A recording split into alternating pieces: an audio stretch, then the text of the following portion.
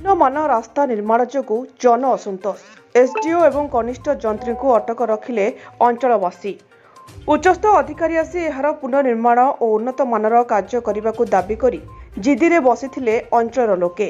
ଏ ଖବର ପାଇ ରାଅ ଉଦୟଗିରି ପୋଲିସ ବାହିନୀ ବିଭାଗୀୟ କର୍ମଚାରୀ ଏବଂ ଠିକାଦାର ସେଠାରେ ପହଞ୍ଚି ସ୍ଥାନୀୟ ଅଞ୍ଚଳର ଲୋକମାନଙ୍କୁ ଦୀର୍ଘ ସମୟ ଧରି ବୁଝାସୁଝା କରିଥିଲେ। ପରେ ଠିକାଦାର ଏବଂ ବିଭାଗୀୟ କର୍ମଚାରୀମାନେ ଏ କାର୍ଯ୍ୟ ଉନ୍ନତ ମାନର କରାଯିବ ବୋଲି ଲିଖିତ ଆକାରରେ ଅଞ୍ଚଳ ଲୋକଙ୍କୁ ଦେଇ ସେଠାରୁ ମୁକୁଳିଥିଲେ। ଶେଷରେ ଅଟକ ରହିଥିବା ଦୁହିଁଙ୍କୁ ଦିନ ତମାମ ଅଟକ ରଖି ରାତି 8ଟା ସମୟରେ ଛାଡ଼ିଥିଲେ ଲୋକେ। ଗଜପତି ଜିଲ୍ଲା ନୂଆଗଡ଼ ବ୍ଲକ ଅନ୍ତର୍ଗତ କେରାଡାଙ୍ଗାଠାରୁ ଲୁହାସିଂ ଭାୟା ଅଲେଙ୍ଗିର ଦେଇ କଣ୍ଟାପାଡ଼ ଗ୍ରାମ ପର୍ଯ୍ୟନ୍ତ 8 କିମି ଗ୍ରାମ୍ୟ ଉନ୍ନୟନ ବିଭାଗ ଦ୍ୱାରା 3,84,00,000 ଟଙ୍କା ବିନିମୟରେ ରାସ୍ତା ନିର୍ମାଣ କାର୍ଯ୍ୟ ଚାଲୁ ରହିଛି। ଏ ରାସ୍ତା ନିର୍ମାଣ କାର୍ଯ୍ୟ ନିମ୍ନମାନର ହେଉଥିବାରୁ ଅଞ୍ଚଳ ଲୋକେ ବାରମ୍ବାର ବିଭାଗୀୟ ଅଧିକାରୀ ଏବଂ ଠିକାଦାରଙ୍କୁ ଅଭିଯୋଗ କରିଥିଲେ। ତଥାପି ଅଭିଯୋଗ କରିଥିଲେ ମଧ୍ୟ ଠିକାଦାର ମନ ମୁତାବକ ରାସ୍ତା କାମ କରିଚାଲିଥିଲେ।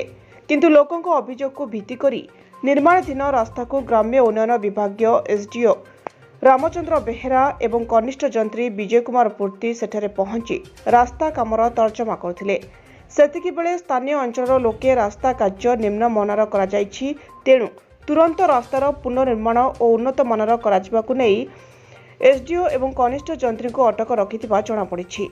ଶେଷରେ ଠିକାଦାର ଏବଂ ବିଭାଗୀୟ କର୍ମଚାରୀମାନେ ଏ କାର୍ଯ୍ୟ ଉନ୍ନତ ମାନର କରାଯିବ ବୋଲି ଲିଖିତ ଆକାରରେ ଅଞ୍ଚଳ ଲୋକଙ୍କୁ ଦେଇ ସେଠାରୁ ମୁକୁଳିଥିଲେ। କଣ ହେଇଥିଲା ଗ୍ରାମବାସୀ ରାସ୍ତା ରୋକ କରିଥିଲେ ତ କଣ ପ୍ରତିଶ୍ରୁତି ଦେଇଛନ୍ତି ଆପଣ? କାମ ବାହାର ତଦାରଖ କରି ଆମେ ପୁନର୍ନିର୍ମାଣ କରିବୁ ସେଇ ପ୍ରତିଶ୍ରୁତି ଦେଇ କେବେଠୁ ପୁନର୍ନିର୍ମାଣ କାର୍ଯ୍ୟକ୍ରମ ଆରମ୍ଭ ହେବ? କାଲିଠୁ ଆରମ୍ଭ ହେବ ବୋଲି କଣ୍ଟ୍ରାକ୍ଟର ପ୍ରତିଶ୍ରୁତି ଦେଲେ। Okay, thank you. ଗଜପତି ଜିଲ୍ଲାରୁ ମନୋହର ପଚ୍ଛଙ୍କ ରିପୋର୍ଟ, ଜ୍ୟୋତିପ୍ରଭା ନ୍ୟୁଜ୍।